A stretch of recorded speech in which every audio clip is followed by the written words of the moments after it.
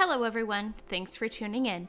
I'm Emily, the home bookkeeper, and on this channel I help business owners and fellow freelance bookkeepers navigate the ever-changing QuickBooks Online, while also sharing insightful videos on all things business ownership and finance. October is Domestic Violence Awareness Month. If you or someone you know is in danger, please call a local hotline or the U.S. National Domestic Violence Hotline at 1-800-799-7233. Or, if it's an emergency, dial 911. Domestic abuse is more than just physical harm. In many cases, it also quietly hurts victims by stripping away their control over their own finances and destroying their financial health. Domestic financial abuse is rarely discussed, but it goes hand in hand with domestic violence. A 2011 Center for Financial Security study of 103 women who had suffered domestic violence found that 99% of them also reported experiencing economic abuse, defined as a partner controlling a woman's ability to acquire, use, and maintain economic resources. It often prevents victims from leaving their abuser because they don't have the financial means to do so. During the COVID-19 pandemic, the perfect storm of a shock recession, widespread job loss, and families being forced to stay at home was feared to have resulted in a sharp increase in domestic violence incidents. Given that the two are closely related, it's safe to assume that this has correlated with an increase in financial abuse. Financial abuse can happen to anyone, at any time, regardless of whether they've been married to their partner for years or are entering a new relationship. Here are some different types of financial abuse and how you can identify them. Kim Scowler is a financial services professional at WealthWave. She leads its Women Empowerment and Domestic Violence Awareness for Women programs. She emphasizes how hard it can often be for victims to identify and decipher financial abuse red flags. Most research on domestic violence is within traditional cisgender male and female relationships. However, domestic abuse within same-sex relationships occurs at a similar rate. She says, "When we look at a list of red flags, they seem really obvious to us. But for a lot of women, it's very incremental how an abuser goes from somebody you feel is taking care of you and is doing all of these things because they love you to somebody who's taken complete control over your finances and your life." Now let's talk about some common forms of financial abuse and resources to help protect and recover from it. Number 1, the abuser takes care of the finances. Some couples choose to have a relationship CFO to manage their finances, especially if somebody is really good at balancing the books or simply enjoys doing it more than the other. That's normal. What isn't normal is when a partner takes control of the finances and doesn't give the other partner access to accounts or funds. A primary form of financial abuse is stripping away economic self-sufficiency, such as having the income necessary to meet the basic needs of the victim. It can often be done through a disguise of taking care of the finances, but leaving the victim in the dark about what's being done with their money. According to the National Network to End Domestic Violence, after an abuser takes control of the finances, they may give the victim an allowance, but lessen it over time. This can eventually prevent the victim from obtaining basic needs items, such as food and medicine. Number 2, employment sabotage. In an effort to prevent the victim from having access to money, the abuser may forbid the victim to work or sabotage their current employment. That can include harassing the victim at their workplace or physically abusing them before important meetings, so they show up unprepared or distracted. In these cases, the victim is often pushed to the point where they feel like they have no choice but to quit their job. Being unemployed leaves the victims in vulnerable financial positions where they become completely dependent upon their financial abuser. An abuser can also prevent a victim from looking for jobs or attending interviews. Number 3, economic exploitation. Economic exploitation is one of the most severe aspects of financial abuse. In this case, an abuser will make a point to intentionally destroy the victim's financial resources or even their credit score. They'll open a line of credit under the victim's name without their consent, refuse to pay bills under the victim's name, or gamble away jointly earned money. Oftentimes, the victim has no access to their financial accounts, so they have no idea this is happening. In the meantime, their credit score is often being ruined, which means they'll have a hard time getting approved for financial products, like an auto loan or a mortgage, in the future. For years, victims can be haunted by bankruptcies, tax liens, and bad debt that follows them around, Scalar says. Though it is possible to dispute identity theft with the Federal Trade Commission, the FTC, and the major credit bureaus, joint accounts, however, are more difficult to untangle, and depending on your state, you may be liable to debt incurred in the account, even if it wasn't you swiping the credit card. Some businesses require a police report to remove fraudulent debt from a victim's accounts, and it's not always safe for the victim to file one. Oftentimes, the victim must wait until they are able to successfully escape their abuser in order to take the many steps forward towards economic recovery. How to escape your abusive situation. Realizing you're in an abusive situation is a traumatizing and difficult reality to grapple with. Creating an escape plan could be your next step, but it requires planning and consideration for your safety and that of your children if you have any.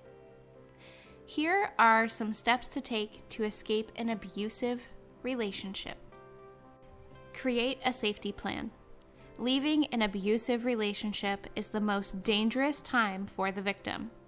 Erin Scott, Executive Director at the Family Violence Law Center, stresses the importance of creating a safety plan before physically leaving an abusive situation. She quotes, "There are a million variations of this, and each survivor is different. But the first option we explore is finding a safe person to go to, like a relative or a friend." Scott acknowledges that not everybody will have access to shelter with people they know, either because they lack a support system or the abusive partner could know where these people live, which could create a dangerous situation. In that case, turning to an emergency shelter or a domestic violence shelter would be the next best option. You can search for a domestic violence shelter near you through an online database. For Scalar, creating what she calls a personal financial safety plan is also crucial for a victim to leave their abusive situation. For her, that means stashing away cash to help make an escape happen. Scalar says that stashing cash can mean hiding it or opening a secret bank account that holds the funds. These are, however, extremely risky actions to take. If an abuser was to find the funds, they could get angry and punish their partner. If you aren't able to stash cash, a shelter will provide basic living necessities for you for free, and oftentimes will later assist you through the process of filing for government benefits until you secure a job and are able to get back up on your feet financially. Next is gathering essential documents. If you're in a position where you have access to essential documents, such as your Social Security card, health insurance cards, passports, Scott recommends bringing them with you when you escape. If you have children, you should bring theirs as well. These documents will often be necessary for filing for government benefits and starting a new job. Find safe shelter. There are a variety of resources available to survivors, such as domestic violence shelters. These resources are free and will provide basic necessities to you at no cost. such as toiletries, food, and clothing, and will often grant immediate short-term housing to keep a survivor and their children safe. If you're worried about finding a legitimate shelter on your own, you can always call the U.S. National Domestic Violence Hotline at 1-800-799-7233 for recommendations of where to go. Now let's talk about how to recover from financial abuse. Knowing the warning signs can help you recognize if you're a victim of financial abuse. From there, you can put a plan in place to help escape an abusive situation, and there are resources to help you, even if you've lost control of your finances. Step number 1 is getting financially educated. Becoming financially literate is one of the most empowering things anyone can do. It teaches you how to manage your own finances and can give you the knowledge you need to rebuild your life after escaping. There are numerous nonprofits that empower domestic abuse survivors through financial literacy. The Allstate Foundation Moving Ahead curriculum, for example, educates survivors on crucial financial topics such as budgeting, managing debt, and improving credit. The curriculum, which is free and self-guided, focuses on helping survivors move from short-term safety to long-term security. Freeform.org is another resource that aims to create an ecosystem for survivors to build wealth and financial security. It offers free online webinars, such as Protecting Your Money as a Survivor, to help achieve that mission. Scalar notes, once you know the basic financial principles and the pieces of a solid financial plan, you can start putting things together that you need to start over. Now it's time to pull and freeze your credit reports. After escaping the abusive situation, you should assess just how damaged your financial health is. You can do this by requesting your credit reports for free via annualcreditreport.com. Pulling your credit reports won't tell you your credit scores, but it will detail the various accounts opened under your name, their balances, and whether payments have been made on time. You'll need this information when you file an identity theft case with the FTC. To prevent more accounts from being opened under your name, you can freeze your credit reports for free with each of the 3 consumer credit bureaus: Equifax, Experian, and TransUnion. Doing so will block lenders from pulling your credit reports to approve or deny new loans.